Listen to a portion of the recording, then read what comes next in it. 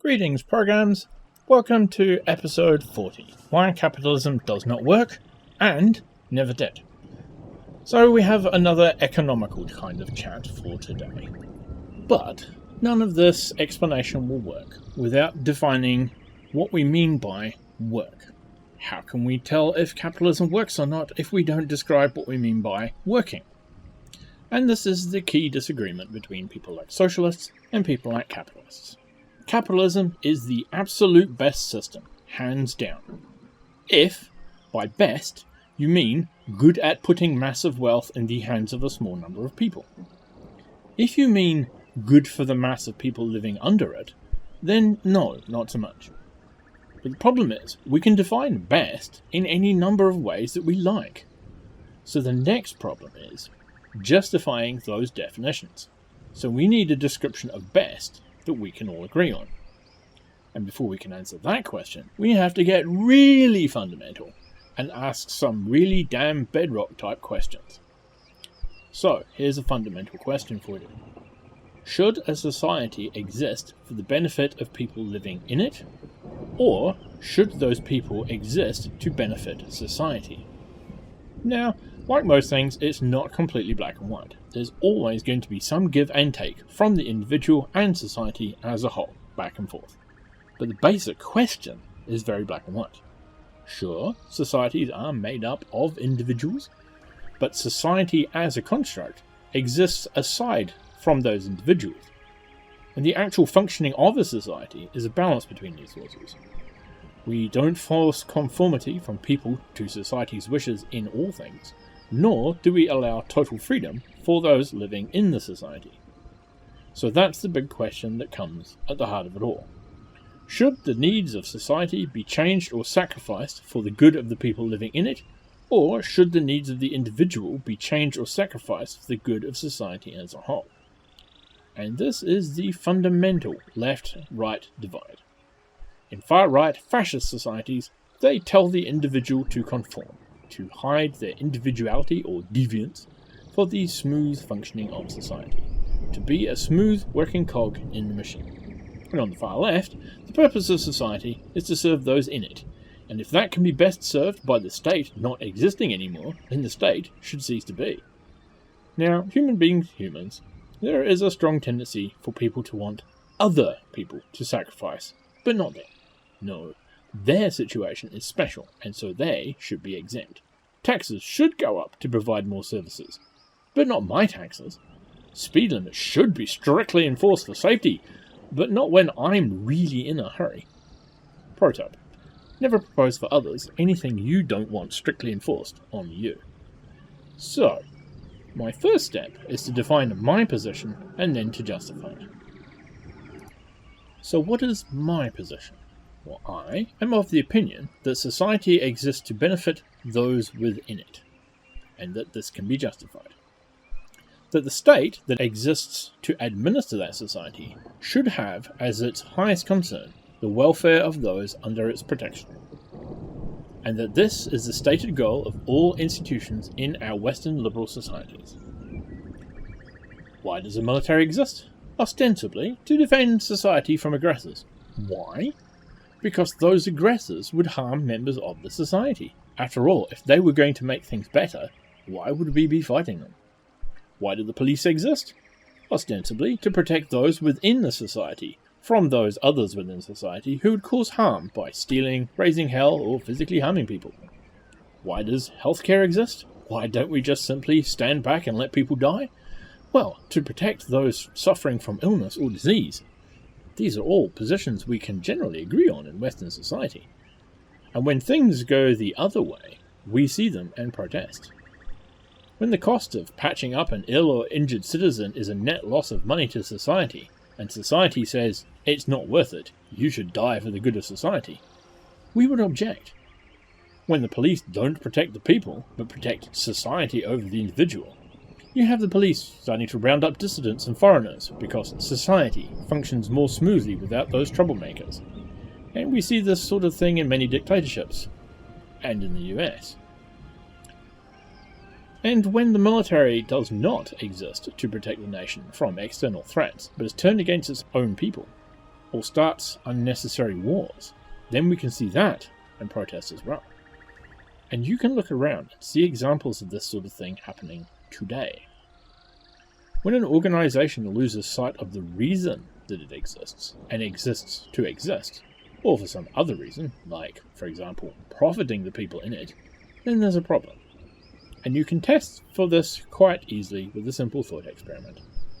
If the stated purpose for the organisation's existence is no longer an issue, or if the cause is best served by shrinking or not existing, will that step be taken? If your military is the primary cause of war and violence in the world, and things would be improved by shrinking it in size or disbanding it entirely, is it then shrunk or disbanded? Or does that institution fight for its existence, even manufacturing reasons to exist if need be? If less police are needed due to the general peaceable nature of society and lack of problems, do the police forces shrink or disband? Or do they fight to stay in existence, even if they're not really necessary?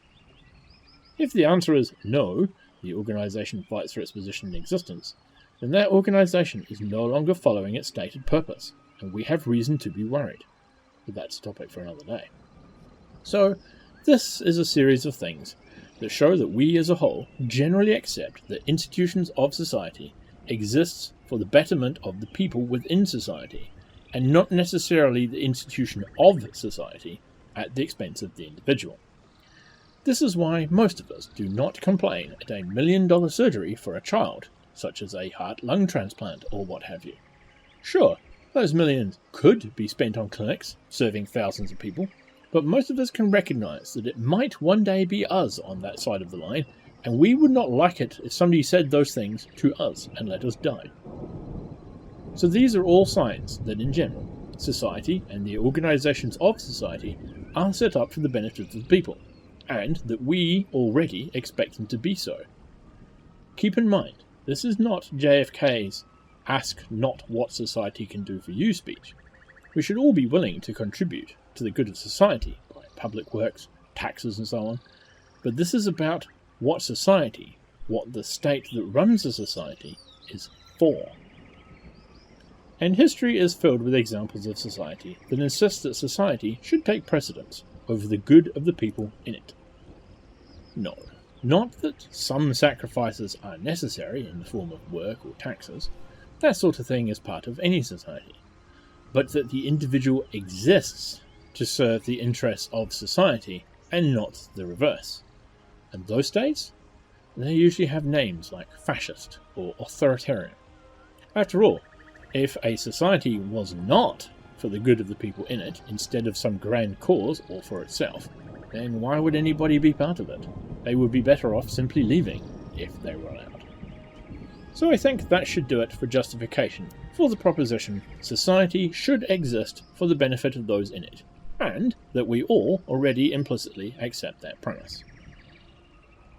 Right, on to economics. Looks like we've drifted a long way from our topic, eh? Well, no, not really.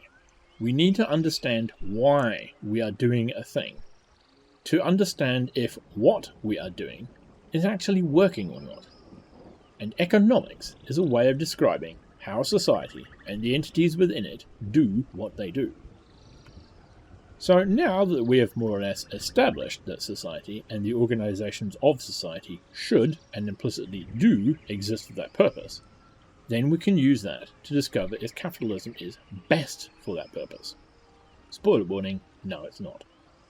So now we need to examine capitalism and see how it stacks up in general and how it does compared to some other systems. Now, from our previous discussions, we have mentioned that capitalism is not free trade. Free trade existed before capitalism was invented. Capitalism does indeed use trade, both free and otherwise, but capitalism is not the trade itself. Capitalism is the ownership of the means of production, the farms, the mines, the businesses and so on, that make the profit, that make the surplus, as Marx put it, by private individuals and by boards of directors made up of private individuals, the ownership. This means not the state, Not the government, not the church. Some private, non-state actor, an owner or board of owners. And when you look at it in isolation, this all seems pretty great. We all have the option of owning our own businesses or of working for somebody else, right? No. Sure, it might be if we all started from a level playing field. If the rules were such that no one could inherit anything from their parents or from others, and if, for example, the government too, from the funds it collected from the death of the wealthy that were not passed on, if it had an amount of money, say $1 million, and gave it to you when you hit 21 to start your own business, then yes, maybe that form of capitalism would indeed be fair. But this is not the case. The majority of the rich were born rich, were aided by expensive educations and given opportunities that the working class or the poor did not have. They had advantages such as having their startups bankrolled and their failures cushioned should they have them, up to and including not having to pay taxes and not having to deal with the consequences of crimes. You will have noticed how incredibly rare it is for the very rich to ever spend time in jail. The fairness of capitalism is therefore an illusion. Even at the beginning, those who were lords or who had plundered were in a position to take the lead and to maintain it, even at the very start of capitalism. And this is where capitalism really falls down. How it works and what it does, above and beyond how it started. Because fundamentally, what capitalism does is exploit the poor. No, I do not mean it the way Marx said it. Wherebeing, if you are being paid $20 an hour for your work, it is because you are worth more than $20 an hour.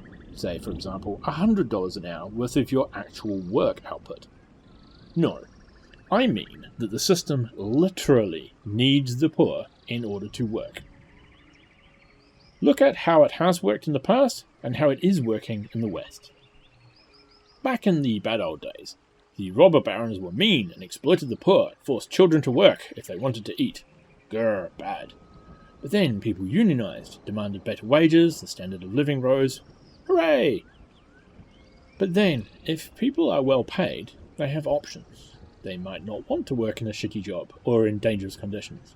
They start demanding things like more pay and better regulations and so on. And they have the ability to go on strike because they have reserves of money that they can fall back on in order to do the strike and so on. And that cuts into profits. So what is the poor beleaguered capitalist to do? Well, they either move to a poorer country with lower wages, lower standards of living and lower regulations in order to secure more profits, or they import poor people to do the same jobs to the same result. And the same happens with negative externalities. For those of you new to the term, a negative externality is a problem or downside to the process that the capitalist does not want to pay for. For example, fossil fuels are profitable, only because the person making or using them does not have to clean up the pollution caused by them, or the other effects of them such as climate change. If they did, it would not be profitable, and therefore they would stop doing it. The same happens with things like mining or battery manufacturing. Sure, those things can be done with minimal impact and done safely, but it's cheaper if it's done unsafely, if it poisons the environment. And people will only put up with that sort of thing in poor countries where they have no other choice. It wouldn't be happening on Manhattan Island, that's for sure. Wealthy people, a wealthy country, will not put up with that, and they have the money and the clout to say no and make it stick. This is why capitalism needs the poor. The rich, or at least the not poor, have many ways to resist being exploited. If those poor become not poor, new poor people are needed to maintain the system. Only poor people would work for the wages and suffer the conditions of maximum profit, and it has to be that way. Because if some random capitalist decides otherwise and pays their staff well, unless it is an industry where wages are not a major component of costs, and that is rare, those companies that don't pay their staff well will make more profit, and thus can undercut and thus destroy the nice company. If all this seems a bit psychopathic and possibly a bit unrealistic, check out my previous installment on why corporations are psychopaths and will kill us all. In order to maximize profit, the board must take whatever steps it can to do that. And in the crazy old US, there is literally a law that says they must, and that you can be prosecuted for running a board that doesn't. So, is it the best?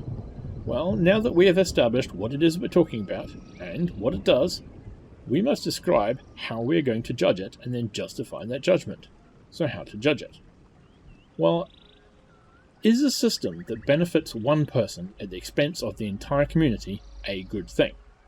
Generally, no. And with rare exceptions, we can accept that something that is for the majority is generally better than the reverse, even if it isn't actually perfect. So that is the standard I shall use. Does policy X benefit the majority of the people? And when we apply this standard to capitalism, the answer is no. The majority of the profits go to a tiny minority. This minority is called the 1% for a reason.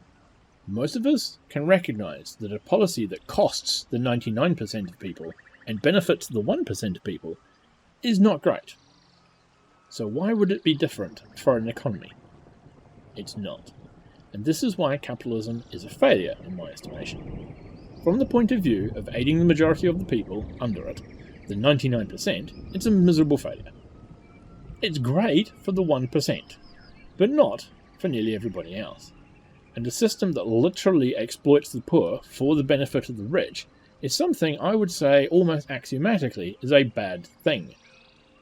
And it is a system that incentivizes short-term gains over long-term ones. And that literally incentivizes the destruction of the environment over preserving it. Almost all programs that offer high short-term profit do so at the expense of the environment in some way, or the people who live there. Recycling or cleaning waste is expensive. Dumping it is not. Responsible mining is expensive. Strip mining is not. So by the standards of providing for the 99%, the majority of people in society, capitalism is a failure. And not because it was misused or went wrong, but simply because of how it works. What's that, imaginary interviewer? Capitalism lifted millions from poverty, therefore it's good? Sorry, but no. Firstly, it was labour and technology that did that, not who happened to own the means of production. Secondly, most of the wealth that was generated went to the top, so that's not a win, especially if you're using that wealth as a measure of success.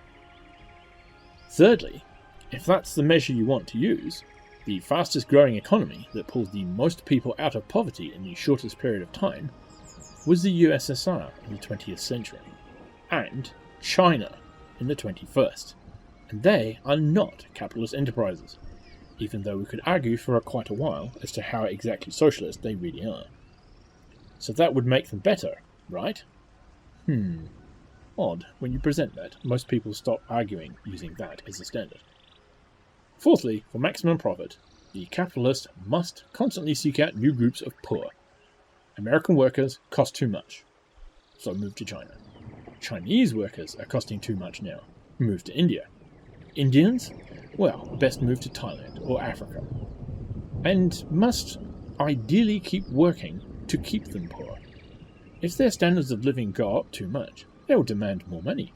And as the country becomes wealthier as a whole, they will need that money just to live. So, the capitalist is off to the next third world country. So no, by almost any standard other than making the rich richer, capitalism is a failure.